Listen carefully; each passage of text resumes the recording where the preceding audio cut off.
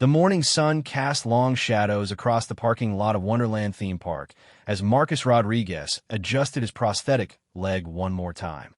His wife, Sarah, squeezed his hand gently, noticing the slight tremor in his fingers that always appeared when he felt anxious about crowds.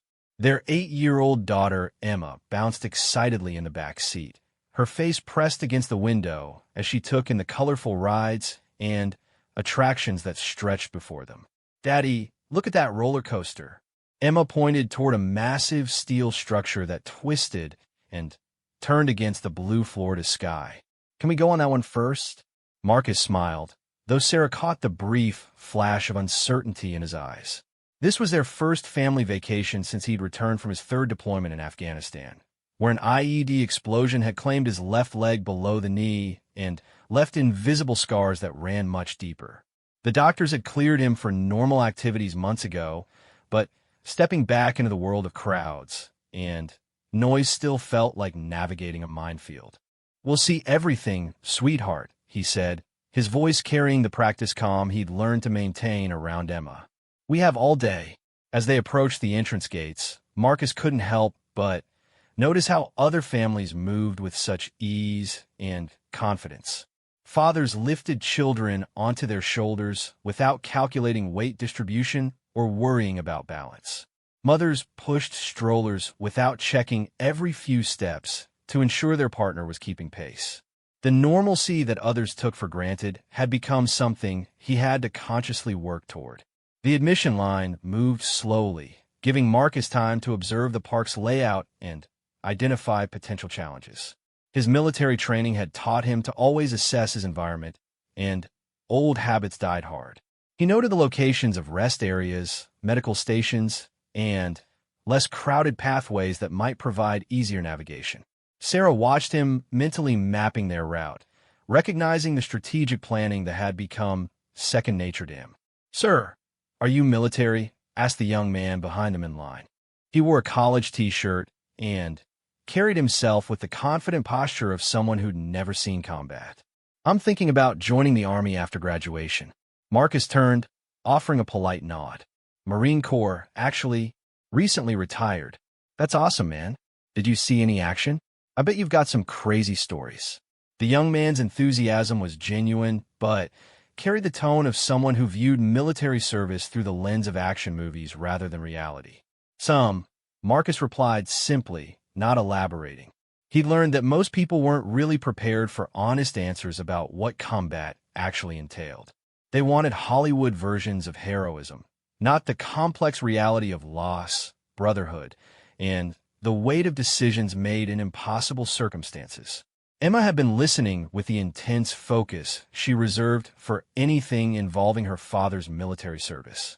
She understood that Daddy had been hurt helping other people, though the full extent of his injuries and experiences remained carefully shielded from her 8-year-old world. What she did know was that some kids at school had fathers who'd never worn uniforms, never served anything larger than themselves, and she felt proud that her daddy had been brave enough to protect people. The ticket booth finally came into view, staffed by a teenager whose name tag read Brandon. He processed the family ahead of them with efficient politeness, stamping hands and providing park maps with practiced ease. When Marcus approached the window, Brandon barely looked up from his computer screen. 3 admission tickets," Marcus said, reaching for his wallet. The prosthetic made the simple motion slightly more deliberate than it once would have been, requiring him to shift his weight carefully to maintain balance while accessing his back pocket.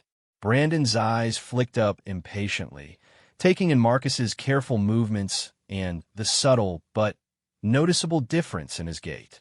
"Sir, if you're going to need assistance getting around the park, you'll need to use the special needs entrance over there." He pointed toward a separate gate marked with wheelchair symbols. "This line is for regular admission only." Sarah felt her breath catch, recognizing the tone that suggested her husband was being categorized as somehow different, somehow less than the other families around them. Marcus's jaw tightened almost imperceptibly, a reaction she'd learned to recognize as his way of processing frustration without letting it show in front of Emma. "I don't need special assistance," Marcus replied evenly. Just 3 regular admission tickets, please. Brandon sighed with theatrical annoyance, as if Marcus was deliberately making his job more difficult. Look, sir, I can see you've got mobility issues.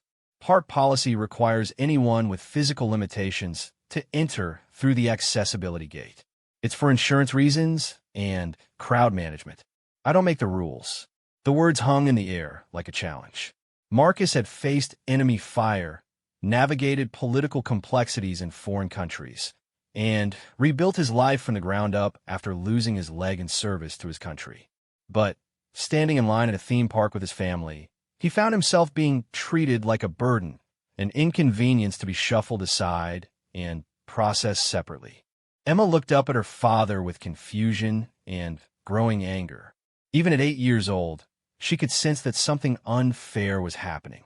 Sarah placed a protective hand on Marcus's arm, feeling the tension radiating from him as he calculated his response. I served 3 tours in Afghanistan, Marcus said quietly, his voice carrying the authority of someone accustomed to being heard and respected. I lost my leg defending the freedoms that allow places like this to exist. I'm asking for 3 admission tickets, not special treatment. Brandon shrugged with the callous indifference that comes from never having faced real responsibility or consequence. Yeah, well, that's nice and all, but like I said, I don't make the rules. Special needs entrance is over there. Next, the dismissal was casual, almost bored, as if Marcus's service and sacrifice were minor inconveniences in Brandon's minimum wage day. Other families in line had begun to take notice, some watching with uncomfortable awareness that something was going wrong, others simply impatient to reach the front of the line themselves. Marcus stood frozen for a moment, processing the surreal nature of the situation. He'd been honored at military ceremonies, thanked by generals and politicians, and recognized for valor under fire. Yet here, at a family theme park, he was being treated as a second-class citizen because of injuries sustained in service to his country. Sarah's eyes blazed with protective fury, but she waited for Marcus to decide how to handle the situation. Emma pressed closer to her father, her young mind struggling to understand why someone would be mean to her daddy when he was such a good man. The moment stretched on, heavy with tension and unspoken implications, as Marcus weighed his options, and the watching crowd began to realize they were witnessing something far more significant than a simple customer service dispute. Marcus felt the familiar surge of controlled anger that he'd learned to manage during his military career, but this was different. This wasn't combat stress or the heat of battle. This was his family vacation being derailed by ignorance and casual cruelty. Emma's small hand slipped into his, and he felt her confusion and disappointment radiating through that simple touch. Brandon, Sarah stepped forward, her voice carrying the steel that had made her an effective nurse and an even more effective military wife. Let me explain something to you. My husband isn't asking for special treatment. He's asking to be treated like every other paying customer. His prosthetic leg doesn't define his capabilities or his right to enter this park like everyone else. Brandon rolled his eyes with the exaggerated patience of someone who felt his authority was being questioned. Ma'am, I've explained the policy. If he can't walk normally, he needs to use the special entrance. It's not personal, it's just how things work here. The words "can't walk normally" hit like a physical blow. Marcus had spent months in rehabilitation, working with physical therapists, learning to run again, climb stairs, and navigate every aspect of daily life with his prosthetic. He'd pushed himself through pain and frustration to regain his independence. Also, he could provide for his family and return to some version of the man he'd been before the explosion. Can't walk normally? Marcus repeated, his voice dangerously quiet. I completed a 5-mile run yesterday morning. I can climb stairs, navigate rough terrain, and carry my daughter when she gets tired. What exactly is your definition of normal walking? A woman in line behind them spoke up, her voice cutting through the tension. Excuse me, but this is ridiculous. There's obviously nothing wrong with this gentleman's ability to enjoy the park. Why are you giving him such a hard time? Brandon's supervisor, a middle-aged woman named Janet, according to her name tag, approached the commotion with the practiced urgency of someone used to handling customer complaints. She'd been watching the situation develop from across the entrance area, initially assuming it was a routine issue that would resolve itself quickly. "What seems to be the problem here?" Janet asked, dividing her attention between Brandon and the growing crowd of onlookers. "This customer is refusing to follow park policy regarding accessibility accommodations," Brandon explained with the self-righteous tone of someone convinced he was following proper procedures. "I've directed him to the appropriate entrance multiple times, but he's being difficult about it." Janet looked at Marcus, taking in his military bearing, his obviously frustrated family, and the subtle but noticeable prosthetic that had triggered Brandon's response. She'd worked in customer service long enough to recognize when a situation was about to spiral beyond simple policy enforcement. "Sir, I apologize for any confusion," she began, using the diplomatic language of damage control. "Our accessibility policies are designed to ensure all guests have the best possible experience. If you require any assistance navigating the park, we're happy to provide it through our special services program." Marcus felt the frustration building to a breaking point. Every word they spoke treated him as damaged goods, someone who needed special handling rather than basic respect. The very accommodations they were offering felt like admissions of inadequacy rather than helpful services. "I don't require assistance," he said firmly. "I require 3 admission tickets. Nothing more, nothing less." Emma tugged on Sarah's shirt, her 8-year-old voice cutting through the adult tension with startling clarity. "Mommy, why won't they let Daddy buy tickets? He's not different from other daddies." The innocent question hung in the air, exposing the fundamental absurdity of the situation. A decorated combat veteran, a man who'd sacrificed a limb in service to his country, was being denied basic customer service at a family theme park because teenage employees couldn't see past a prosthetic leg to the person wearing it. Other families in line had stopped pretending to ignore the confrontation. Some pulled out phones, recognizing that they were witnessing something worth documenting. Others shook their heads in disgust at the treatment Marcus was receiving. A few approached to offer support or express their outrage at what they were seeing.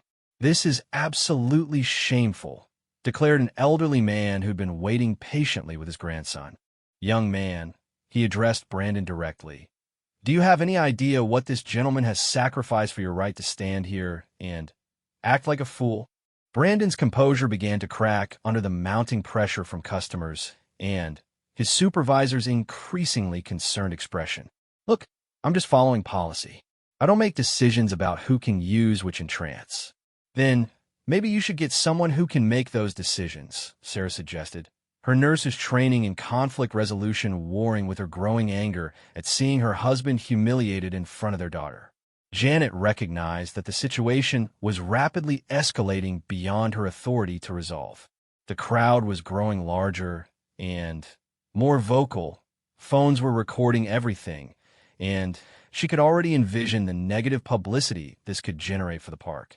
More importantly, she was beginning to understand that Marcus wasn't just any customer with a complaint. "Sir, may I ask about your military service?" she inquired, her tone shifting from customer service politeness to genuine respect. Marcus straightened slightly, his military bearing becoming more pronounced. "Marine Corps, Staff Sergeant. 3 deployments to Afghanistan. Purple Heart recipient." He paused, meeting her eyes directly. "I lost my leg when my unit hit an IED while escorting a convoy of medical supplies to a village hospital." The admission landed with the weight of truth, and Janet felt the full magnitude of what was happening. This wasn't a customer service issue anymore. This was a moral crisis that would define how their organization treated American heroes. Emma listened to her father's words with pride and confusion. She knew he'd been hurt helping people, but hearing the formal recognition of his service made her small chest swell with emotion. Her daddy was a hero, and these people were being mean to him for no good reason.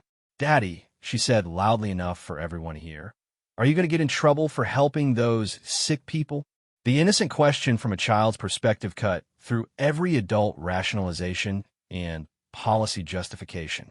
Marcus knelt down to Emma's level, balancing carefully on his prosthetic while maintaining eye contact with his daughter.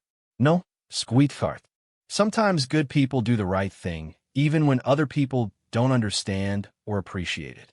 That's what makes them good people. His words carried a double meaning that wasn't lost on the growing crowd of witnesses.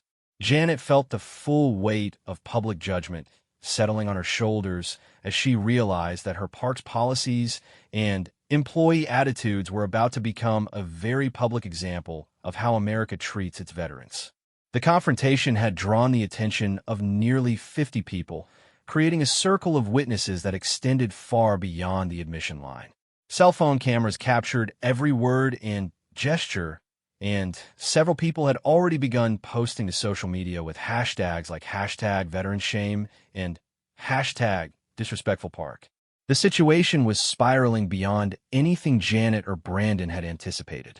Dr. Patricia Chun, a pediatric surgeon from Orlando, had been waiting in line with her twin daughters when the confrontation began.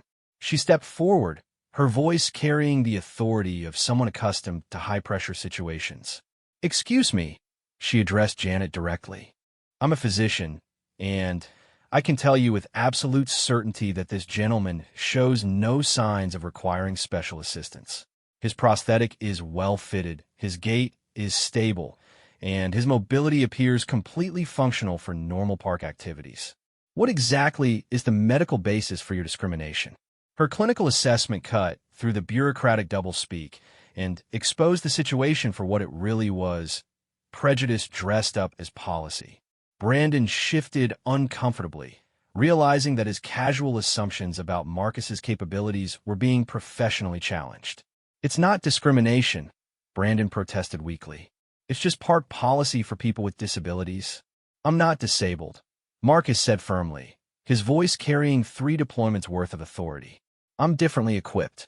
There's a significant difference that apparently your staff hasn't been trained to recognize." The distinction resonated through the crowd. A disabled person might need accommodation and assistance. A differently equipped person simply used different tools to accomplish the same goals. Marcus's prosthetic wasn't a limitation any more than eyeglasses were for people with vision correction. Janet's phone buzzed with an incoming call from park management. Word was already spreading through the staff network that a situation was developing at the front gates. She declined the call, knowing she needed to resolve this immediately before it escalated further. "Sir, I sincerely apologize for any misunderstanding," she began, but Marcus held up a hand to stop her. "This isn't a misunderstanding," he said clearly. "This is a choice. Your employee chose to judge my worth and capabilities based on a prosthetic leg. Your policies chose to segregate customers based on visible differences rather than actual needs.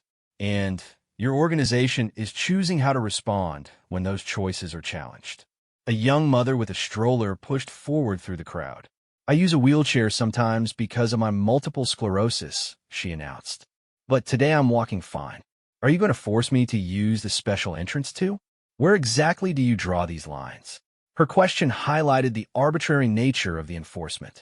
If Marcus needed special accommodation, why was she being treated normally?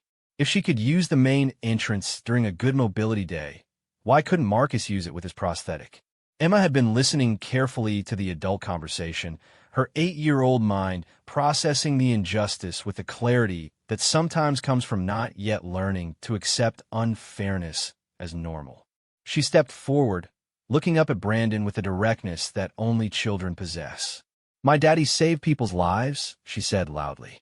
"He got hurt helping sick children in a faraway place. Why are you being mean to him?" Brandon found himself unable to meet the child's gaze. Facing the moral judgment of an 8-year-old proved more challenging than dealing with her parents' anger or the crowd's disapproval. "I'm not trying to be mean," he mumbled. "I'm just doing my job." "Then, your job is wrong," Emma declared with the absolute certainty of childhood morality. The crowd erupted in applause, and someone shouted, "Listen to the kid. She's got more sense than your whole staff." Robert Mitchell, a local news reporter who'd been visiting the park with his family, recognized the story potential immediately. He approached Janet with the practiced directness of someone who'd covered hundreds of similar situations. "Ma'am, I'm Robert Mitchell from Channel 7 News. Are you aware that this incident is already going viral on social media? I'm seeing posts from multiple witnesses, and the video footage is spreading rapidly. Would you like to comment on your park's policy of segregating disabled veterans? Janet felt the blood drain from her face as she realized the full scope of what was happening. This wasn't just a customer service issue anymore. This was a public relations crisis that could define their organization's reputation for years to come. "We don't segregate anyone," she said quickly. "Our accessibility services are designed to help all guests have the best possible experience. But you are requiring this decorated war veteran to use a separate entrance based solely on his prosthetic leg, correct?" Mitchell pressed, his questions cutting through the corporate speak. Before Janet could respond, another voice cut through the tension. "What the hell is going on here?" The crowd turned to see a tall, imposing figure approaching with the confident stride of someone accustomed to command presence. Governor James Harrison had been visiting the park with his security detail as part of a family outing when his protective team alerted him to a situation involving a veteran. Harrison was a former Navy SEAL who'd served 2 terms as a U.S. representative before winning the governor's race on a platform that emphasized support for veterans and military families. He'd specifically chosen this park visit to highlight Florida's family-friendly tourism industry, but now found himself walking into a crisis that struck at the heart of his personal values. "Governor Harrison," Janet stammered, recognizing him immediately. "We're just handling a routine customer service matter." Harrison's experienced eyes took in the scene quickly. The decorated veteran standing with quiet dignity despite obvious frustration. The small child pressed protectively against her father's side, the angry crowd of witnesses, and the reporters already documenting everything. "Staff Sergeant Rodriguez?" Harrison addressed Marcus directly, having been briefed by his security team on the basics of the situation during his approach. Marcus straightened to attention instinctively, recognizing both the governor's authority and his military bearing. "Yes, sir. At ease, Marine. Tell me what happened here." The governor's direct question and respectful tone immediately shifted the dynamic of the entire confrontation. This was no longer a customer service dispute being handled by teenagers and middle managers. This was a decorated veteran being addressed by the chief executive of the state, himself a combat veteran who understood the weight of service and sacrifice. Marcus provided a concise but complete account of the events, his military training evident in the clear, factual presentation. He didn't embellish or dramatize, simply reported what had occurred without editorial comment. Governor Harrison listened with the focused attention of someone who understood the implications of every detail. "So let me understand this correctly," Harrison said, his voice carrying the authority of his office and the edge of controlled anger. "You're telling me that a Purple Heart recipient, a Marine who lost his leg serving our country in Afghanistan, was denied basic customer service and forced to use segregated facilities because of his service-connected injuries?" The word segregated landed like a physical blow. Janet realized that the governor was framing this incident not as a customer service issue, but as a civil rights violation with historical precedent that every American would recognize and condemn. "Sir, that's not how we intended it," she protested. "Our policies are designed to ensure all guests have appropriate accommodations." "Your intentions are irrelevant," Harrison replied sharply. "Results matter. And the result is that an American hero was humiliated in front of his family because your staff couldn't see past his prosthetic to the man wearing it." Brandon had gone pale, realizing that his casual enforcement of park policy was now being scrutinized by the governor of Florida in front of a crowd of witnesses and news cameras. The situation had escalated far beyond anything in his customer service training manual. Emma watched the governor with fascination, instinctively understanding that this imposing man represented authority and justice. When he knelt down to her level, she didn't shy away from his attention. "What's your name, sweetheart?" Harrison asked gently. "Emma Rodriguez," she replied with the clarity that comes from good parenting and natural confidence. That's my daddy. He's a hero, but these people are being mean to him. Harrison smiled at her directness. Your daddy is absolutely a hero, Emma. And sometimes heroes need other heroes to stand up for them when people don't treat them right. The crowd had grown to over 100 people, with park visitors abandoning their planned activities to witness the unfolding drama. Social media posts were multiplying rapidly, with hashtags trending locally and beginning to gain national attention. News crews from multiple stations were en route, having been alerted by the initial posts and Robert Mitchell's professional coverage. Harrison stood and addressed the crowd directly, his voice carrying the projection of someone comfortable speaking to large audiences. Ladies and gentlemen, what you've witnessed here today is unacceptable. Staff Sergeant Rodriguez didn't lose his leg so he could come home to second-class treatment at a family theme park. Applause erupted from the crowd, but Harrison raised a hand for silence. He wasn't finished. This incident represents a fundamental failure to understand what we owe our veterans and how we should treat all Americans with disabilities, whether service-connected or otherwise. No one should be segregated or diminished because they navigate the world differently than others. Janet realized that her park was about to become the center of a statewide conversation about veteran treatment and disability discrimination. The governor wasn't just addressing a customer service failure. He was using this incident as a teaching moment for the entire state. Governor Harrison, she interrupted desperately, we would be happy to provide the Rodriguez family with complimentary park passes and VIP treatment to make up for this misunderstanding. This isn't about free tickets, Harrison responded firmly. This is about institutional change. Staff Sergeant Rodriguez doesn't want special treatment. He wants equal treatment. He wants to be able to take his family to a theme park without being judged or segregated because of injuries he sustained defending our freedom. Dr. Chun stepped forward again, her medical expertise adding weight to the discussion. Governor, as a physician, I can confirm that this gentleman requires no special accommodations beyond basic courtesy.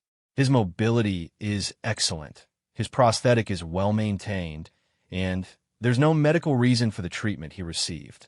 Harrison nodded, incorporating her professional assessment into his understanding of the situation. Thank you, doctor. This confirms what should have been obvious to anyone with basic human decency and minimal training in disability awareness. The governor turned back to Brandon, who was now visibly sweating despite the pleasant morning temperature. Son, do you understand what you did here today? Brandon nodded miserably, finally, grasping the magnitude of his actions. I think so, sir. No, I don't think you do, Harrison continued. You didn't just enforce a bad policy poorly. You told an American hero that his sacrifice made him less worthy of basic respect. You taught his 8-year-old daughter that some people are treated as second-class citizens because of how they look. You demonstrated that our society's gratitude for military service is conditional on veterans being invisible about their injuries. Each point hit with devastating accuracy, and Brandon realized he'd stumbled into something far more serious than a customer service complaint. The governor was using his actions as an example of broader societal failures in veteran treatment. Sarah had remained quiet through most of the confrontation, but now she stepped forward to address Harrison directly. Governor, my husband has never asked for special treatment because of his service or his injury. He just wants to be treated like any other father taking his family to a theme park. That shouldn't be too much to ask. Harrison's expression softened as he addressed her. You're absolutely right, Mrs. Rodriguez. And the fact that it is too much to ask reveals serious problems that need immediate correction. The governor's security chief approached and whispered something in his ear. Harrison nodded and turned back to the crowd. Ladies and gentlemen, I've just been informed that this incident is gaining national attention on social media. Major news networks are picking up the story. What started as one family's bad experience is becoming a symbol of how we treat our veterans and Americans with disabilities. He paused, letting the weight of that reality settle over everyone present. Which means we have a choice to make right now. We can either use this moment to demonstrate our values and commitment to change, or we could try to minimize and excuse what happened here. I know which choice I'm making. Governor Harrison pulled out his phone and placed a call that would change everything. The crowd watched in stunned silence as he connected directly with the state's Department of Business and Professional Regulation. "This is Governor Harrison. I need an immediate inspection team at Wonderland Theme Park for compliance violations regarding disability discrimination and civil rights. Full review of policies, staff training, and accessibility procedures. I want a complete report on my desk by tomorrow morning." He ended the call and immediately placed another to his chief of staff. "Cancel my remaining appointments today. I'm staying here until this situation is properly resolved. And contact the Attorney General's office. We may need to review this park's operating license." Janet's face went white as she realized the governor was taking direct action that could threaten the park's ability to operate. This had moved far beyond customer service recovery into potential legal and regulatory consequences. "Governor, please," she pleaded. "We can fix this internally. We don't need state intervention." "You've had years to fix this internally," Harrison replied firmly. "How many other veterans, how many other Americans with disabilities have been treated this way while your organization did nothing to change its culture or policies?" The question hung in the air, unanswered because everyone present knew the truth. This wasn't an isolated incident. This was a symptom of systemic problems that had been ignored until they became public embarrassments. Marcus stepped forward, his military bearing evident as he addressed the governor. "Sir, with respect, I didn't come here today to shut down a theme park. I came here to take my daughter on rides and create happy family memories." Harrison smiled at the veteran's perspective. "Staff Sergeant, you didn't shut down anything. Your request for basic human dignity exposed problems that were already here. The question now is whether this organization will choose to fix those problems or continue operating in a way that discriminates against people like you." Emma had been watching everything with wide eyes, her young mind processing the drama and recognizing that her father was at the center of something important. She tugged on Harrison's sleeve to get his attention. "Mr. Governor," she said with the formality that 8-year-olds use when addressing important adults, "does this mean we can't go on the rides today?" Harrison knelt down to her level again, his expression gentle despite the serious nature of the situation. "Emma, I think we can do better than just going on rides. How would you like to help me make sure that no other kids ever have to watch their parents get treated badly because they look different?" Emma considered this seriously. "Can we still ride the roller coaster after we help?" "Absolutely," Harrison laughed. "But first, let's make some changes." The governor stood and addressed Janet with the full authority of his office. "Here's what's going to happen. Effective immediately, this park will suspend all policies that segregate customers based on mobility devices or visible disabilities. You will implement comprehensive staff training on disability awareness and veteran sensitivity. And you will establish clear procedures to ensure that what happened to Staff Sergeant Rodriguez never happens to anyone else." "And if we refuse?" Janet asked, though she already knew the answer. "Then you'll be refusing to comply with state civil rights laws, federal ADA requirements, and basic human decency. Your operating license will be reviewed, your state tourism partnerships will be terminated, and you'll face full legal accountability for discriminatory practices." The crowd erupted in applause, recognizing that they were witnessing real accountability in action. Several people shouted support for the governor's decisive response. Robert Mitchell stepped forward with his camera crew. "Governor, this story is already trending nationally.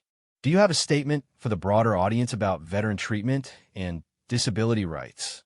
Harrison faced the cameras directly, understanding that this moment would reach far beyond the theme park gates. Today, Staff Sergeant Marcus Rodriguez asked for something that every American should be able to expect: the right to be treated with basic dignity and respect. His request was denied because ignorance and prejudice were allowed to masquerade as policy. He paused, ensuring his words carried the weight they deserved. Let me be clear to every business, every organization, every institution in Florida and beyond. Our veterans didn't sacrifice their bodies and minds so they could come home to second-class treatment. Americans with disabilities aren't burdens to be managed or segregated. They are citizens with full rights to participate in every aspect of our society. The governor's words were being broadcast live on social media and would be replayed on news programs nationwide within hours. The incident at Wonderland theme park was becoming a defining moment in conversations about veteran treatment and disability rights. Dr. Chin approached Marcus as the crowd began to disperse. Staff Sergeant, I want you to know that what happened here today will save other families from similar experiences. Your dignity under pressure and your refusal to accept discrimination has created real change. Marcus nodded gratefully, still processing the magnitude of what had unfolded. I just wanted to buy tickets to a theme park, he said with a slight smile. I never expected to become part of a civil rights case. Sometimes change happens when good people refuse to accept bad treatment, Sarah added, squeezing her husband's hand. Emma had been remarkably patient through all the adult conversations, but now her 8-year-old priorities reasserted themselves. Daddy, can we go on the roller coaster now? The governor said we could. Harrison overheard and approached the family one final time. Staff Sergeant Rodriguez, Mrs. Rodriguez, Emma, would you do me the honor of allowing me to personally ensure you have the best possible day at this park? Consider it a small token of gratitude from the state of Florida.